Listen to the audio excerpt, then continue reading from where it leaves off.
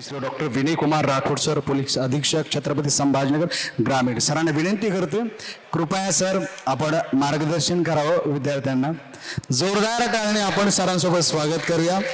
माननीय Shri doctor Vinay Kumar Rathod sir.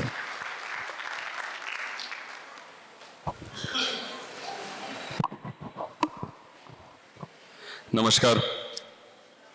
आवाज खरंच सगळ्यांना ऐकू जातो आहे, समजत आहे मला माहीत नाही, परंतु आज हे प्रमाणपत्र वितरण व सत्कार सोहळ्यासाठी उपस्थित असलेले सर्व मान्यवर, इथे अतिशय मोठ्या संख्येने जबरदस्तीने का होईना बसलेले सर्व मुलं,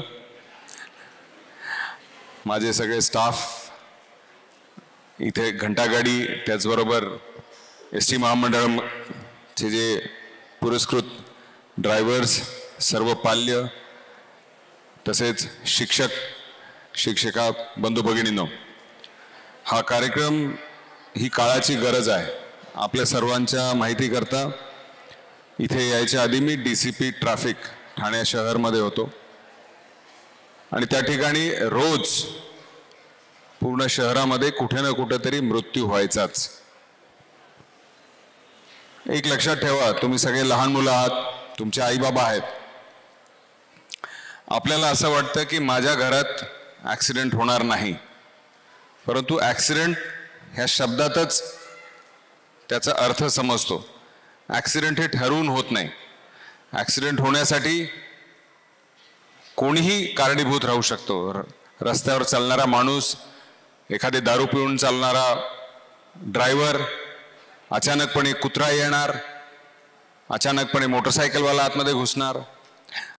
आजपासून 20 वर्षापूर्वी, 25 वर्षापूर्वी गाड्या फार हळू चालायच्या, रस्ते छोटे असायचे. आता रस्ते मोठे झालेले आहेत. रस्त्यावर खड्डे जरी असतील तरी तेही रस्त्याला ॲक्सिडेंटला कारणीभूत होतात. त्यामुळे आपल्याला सर्वांना जागरूक राहून, अतिशय अलर्ट राहून गाडी चालवणं, आणि विशेष म्हणजे तुम्हा सर्वांची जबाबदारी आहे की तुमच्या आईबाबांना सांगा की मोटरसायकलवर जाताना, आजही औरंगाबादमध्ये 99% लोक कोणीही हेल्मेट घालत नाही, परंतु जेव्हा ॲक्सिडेंट होतो तेव्हा 80 ते 85% लोकांचा जो मृत्यू होतो तो केवळ फक्त हेड इंजुरीमुळे होतो. आणि जर हेड इंजुरी फक्त आणि फक्त हेल्मेट राहिल्याने वाचू शकली तर मला वाटतं तुमच्या आईबाबांचा जीव वाचू शकतो. दुसरी सगळ्यात महत्त्वाची गोष्ट, आपण मोटरसायकलवर पाहताना समोरचा व्यक्ती मोटरसायकलवर, इथे सगळे महिला भगिनी आहेत, कदाचित तुमचे पती हेल्मेट घालत असतील परंतु तुम्ही हेल्मेट घालत नाही. असं कुठे ठरलेलं आहे का की समोरच्या माणसाचाच फक्त ॲक्सिडेंट होऊन त्याला लागू शकते, मागच्या व्यक्तीला सुद्धा लागतं. त्यामुळे हेल्मेट दिसताना तुम्हाला अवजड वाटतं, परंतु जसं लांजेवार साहेबांनी सांगितलं, ॲक्सिडेंट जेव्हा होतो तेव्हा तो काळ, वेळ, व्यक्ती, त्याची जात, त्याची पात, तो 2 व्हीलरवर आहे, 4 व्हीलरवर आहे, हे कोणीही ते कारण ठरत नाही. केवळ आणि केवळ हेच की त्याला मार लागलाय आणि दुर्दैवाने मृत्यू होतो. आम्ही आता खूप जवळून तो पाहिलेला आहे. लहान मुलांनी जेव्हा आपल्याला वाटतं की आपल्याला 2 व्हीलर चालवायला मिळते, मजा येते मजा, पण ते चुकीचं आहे. बरोबर आहे? तुमचा वेळ येणार, अपना टाइम आएगा, येणार, पण 18 वर्षांनंतर. त्याच्या आधी जर एखादी चुकून ॲक्सिडेंट, तुमच्या चुकीमुळे नाही, समोरच्या चुकीमुळे जरी ॲक्सिडेंट झाला तर जीव तुमचा जाऊ शकतो. तुमचे आईबाबा तुमच्यासाठी खूप मोठे स्वप्न पाहतात आणि आपल्या किंवा समोरच्या चुकीमुळे जरी ॲक्सिडेंट झाला आणि आपला मृत्यू झाला किंवा काही बरं वाईट झालं दुर्दैवाने, तर सगळ्यांचं आयुष्य उद्ध्वस्त होऊन जातो. प्रत्येकाला असं वाटतं की माझा मुलगा, माझी मुलगी मोठी होऊन त्यांच्या परिवाराचं किंबहुना देशाचं नाव लौकिक पुढे नेईल, त्यांच्या पोटाचा, त्यांच्या घराचा हे पाळणा किंवा नाव पुढे नेईल. आणि जर अशी काही दुर्दैवी घटना घडली तर ते होणं शक्य होत नाही.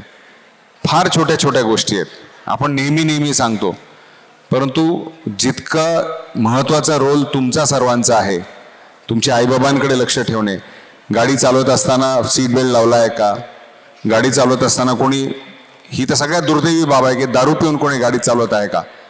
त्यांना सांगा, त्यांना समजवा.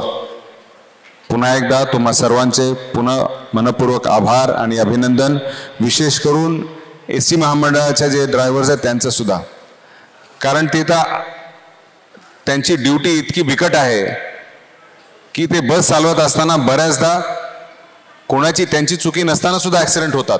परंतु जर हे ड्रायव्हर 20-20, 25-25 वर्ष, 15-15 वर्ष बिना अपघात जर हे ड्रायव्हिंग करत आहेत तर त्यांच्यासाठी मला वाटतं सगळ्यांनी टाळ्या वाजवल्या पाहिजे.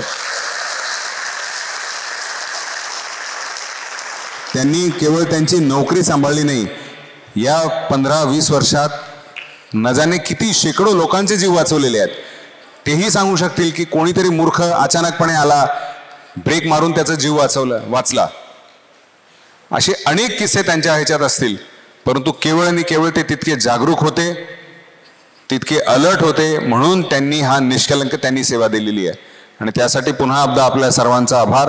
त्याचबरोबर घंटागाडीचे सुद्धा कर्मचारी, आपल्या सर्वांचे विशेष करून आयोजकांचे आभार की अतिशय स्तुत्य कार्यक्रमासाठी मला बोलवलं आणि या कार्यक्रमामध्ये सहभागी होण्याचा मला मौका दिला. खूप खूप धन्यवाद. जय हिंद, जय महाराष्ट्र.